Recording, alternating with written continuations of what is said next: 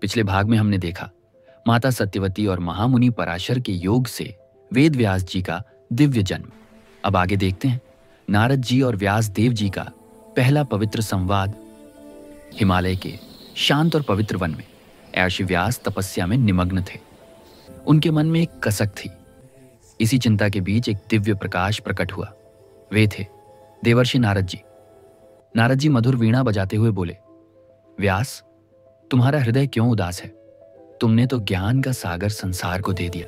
मैंने वेद लिखे, महाभारत लिखे, पुराण रचित किए, फिर भी मेरे मन में अशांति क्यों? व्यस्त ने ज्ञान तो दिया है पर प्रेम नहीं दिया। जिस भगवान ने संसार बनाया, उनकी लीला, उनकी माधुर भाव के बारे में कुछ नहीं लिखा।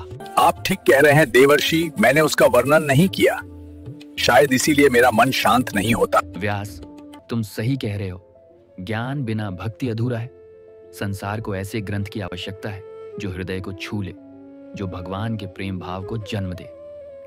नारद जी की वीणा से दिव्य ध्वनि निकली और वे बोले, ऐसे ग्रंथ का रचना करो जिसमें कृष्णा के चारित्र का अमृत बहता हो, जिसमें भक्ति हो, करुणा हो, प्रेम हो।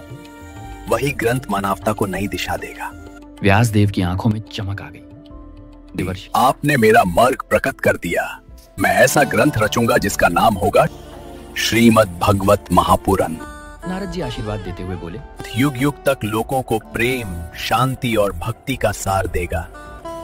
इस प्रकार नारद जी के वचनों से व्यास देव को मिली प्रेरणा और वहीं से आरंभ हुआ भागवत का अमृतमय रचना। इस दिव्य यात्रा के लिए धन्यवाद।